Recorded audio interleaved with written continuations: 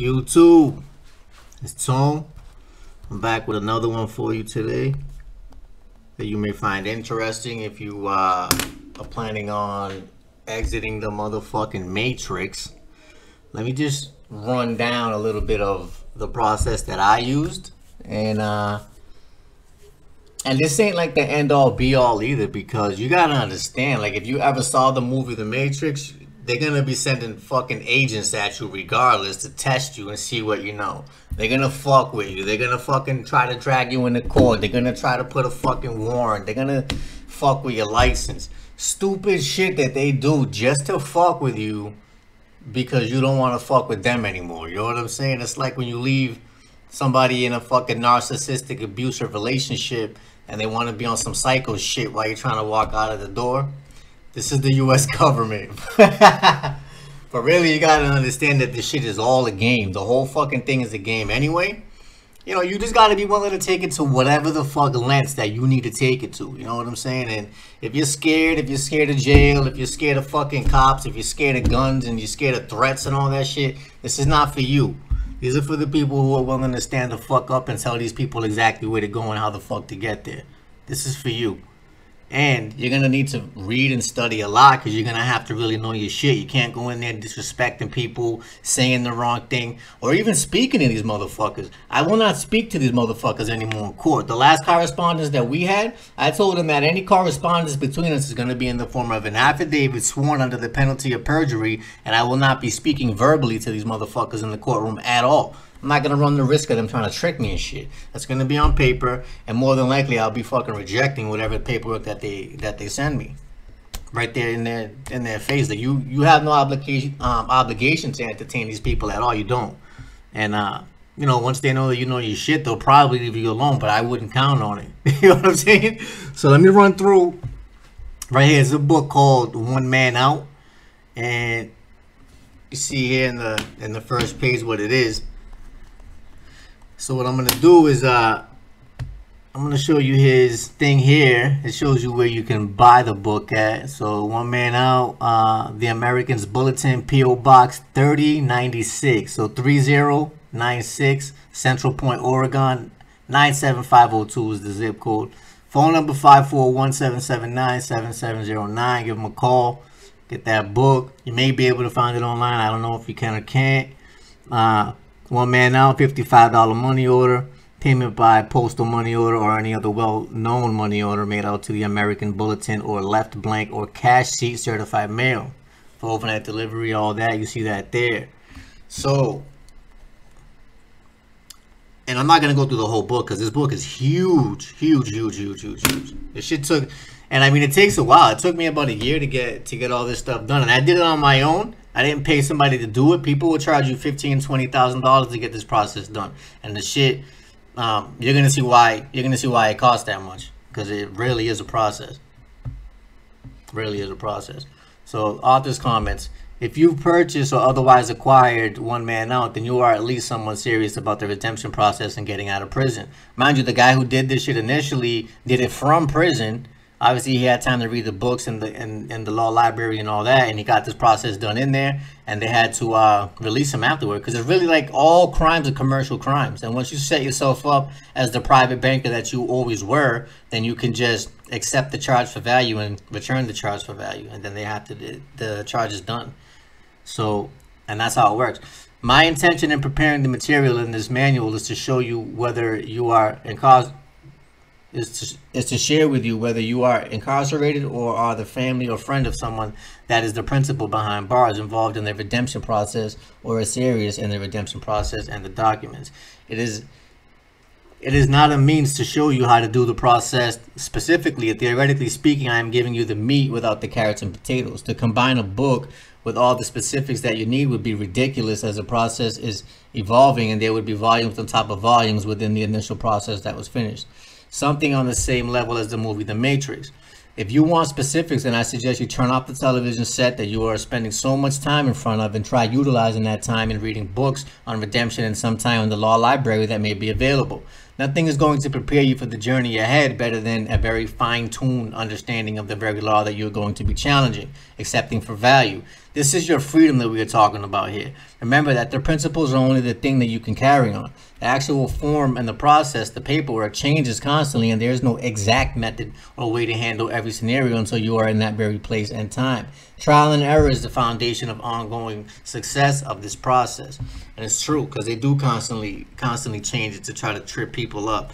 But the principles remain the same. So if you understand the basic underlying principles of how this commercial system works, then you really shouldn't have any problems at all, because you understand who it is that you are and who they are. And ultimately, the point is to put them in a position where they have to verbally say what their standing is, and they can't do that because it's a criminal standing to begin with. So they can't verbalize that. So what may have worked in the celly that I had may or may not work in the same exact form, which is to say the same without the information and materials that I have presented for you. I know this firsthand because this is the process that we use, and he was released. He is currently in litigation suing the state for kidnapping and unlawful imprisonment. Until the status changes, he will remain out of sight but never out of mind. The document in this manual workbook mirror those used by him in the fight in the redemption and freedom. As a reader, you will see that the process uses 3 pressure techniques that forces the judges to rule in your favor. In the case that my cellmate, the judge ruled that the changing information was not signed 3 loopholes, and I ignored and secured parties' private perfected claim. Whatever works, man. To comment any further would break the convict code. What I have learned is that the more you understand about what you are doing and not so much how to do it, the more sense that it begins to make. This process is by no means easy. We have nothing but time, so if it takes 2 years for you to complete this process, that is 2 years that you have invested in the new way of life for yourself. You must take into consideration the post-release redemption is a lifestyle that you will have to be in constant control of. I suggest that you spend a great amount of time grasping and understanding the principles behind what it is that you are doing, because they won't change. The principles never change, but the paperwork may change. But it's all commercial in nature regardless. Learn the principles of the operation, and you will see your own process procedure pop right out of this, which is the process that is right in front of you for your specific situation. Never forget that you have to custom tailor the process for yourself, because no one else can provide you with the memory. Let me see. Go to the next slide. I'm still working on this here. No one else has the memory, public nor anyone else. Nobody's process will be the same unless you happen to have a fall partner. So once again, I tell you to tailor this process to your particular situation to procure your remedy. In the redemption process, you can be your brother's keeper. The mirror image of this is that your brother already has a redeemer, and two may be one too many. You need to be able to represent yourself, because you are the only one that can represent yourself. If you are led into court and before a judge in the respect of the debtor strawman defendant concept, you are coming in as a third-party intervener on behalf of the debtor, not to actually represent yourself, not to argue or testify. So what he's saying here is that you're going to go in there, like I mentioned in some of my other videos, and you're going to have to speak in the third person as an authorized representative for the all capital letter name, and that's how you're going to have to be speaking. And you're going to make reference to your all capital letter name as the beneficiary, and you're going to fill out a form 56F, a fiduciary form, and you're going to assign your public servants, because that's what they are. You're going to assign your public servants as the trustees of this particular trust, which they are the holder of. So it's really that simple. And they're not the holder in due course, because you haven't even done business with these people to begin with, but they're going to try to trick their way into your estate to be able to jack the fuck out of that thing. So you have to know who you are, what your position is, what this shit is all really about. It's all really a commercial matter in trust law. That's what the fuck is happening right now. It's never you going there pretending to be a piece of paper, because you know that shit is not you. How could you be a piece of paper and be holding it at the same time? They can only make reference to a piece of paper. They can't even speak to you directly as a man. You understand? So that's how that shit goes. And this is a crazy ass process. Now, we're gonna go. So now I'm gonna show you.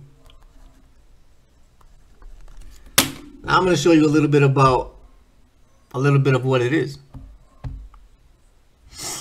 So here we go. You got basic instruction for control. Jesus. The UCC1 financing statement, the financing statement addendum, which you got to send in that. The UCC1, UCC3. The addendum is going to have all your personal private information in it. Your birth registration notice, state of birth certificate, U.S. military hospital birth certificate, your military DP 214, your social security card, and your everything.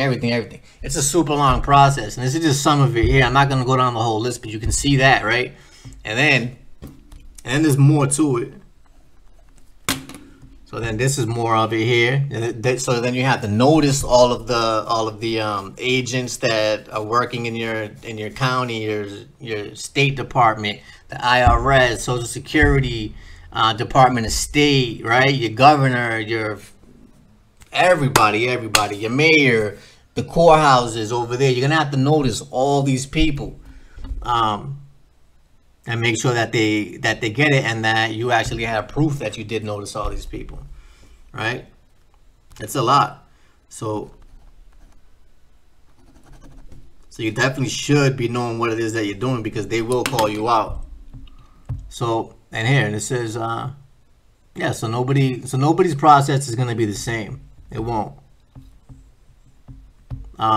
It's all going to be similar, but everybody's situation is going to be different, just due to the fact that we're all different people and live different lives. But ultimately, the foundational principles are all going to remain the same. It's all essentially commercial, and you're trying to secure your straw man, or your monopoly piece, if you will, because this is your like monopoly piece to do business with. This is your conduit to be able to conduct business and commerce, because it's a fictional realm, so you have to create a fictional character.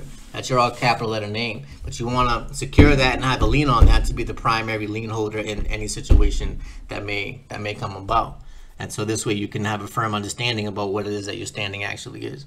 So I hope that helped you a little bit to understand why you definitely need to be learning and definitely need to be reading, and all different forms and aspects of law. When I first started this, I had no idea it was going to lead me into trust law, commercial law, criminal law. I mean, crazy amount of stuff. And, you know, luckily I like reading. I take joy in it. And so it wasn't really tough for me.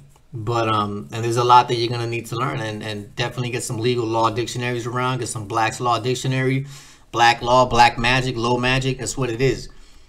It's the black magic, black law. Because what they're doing is trying to trick you into their bullshit. They're changing definitions. All the definitions in black law, I mean, a lot of them are different than what's in Webster's. It's not going to be the same. And that's how you can get tripped up too. I mean, there's really a lot to it. I mean, it's a multifaceted fuckery operation that these people are fucking engaging in. And I mean, you need to have a good idea and like a glimpse of the big picture that's going to allow you to be able to put the puzzle pieces together. And so that's what I got for you for now, until we meet again.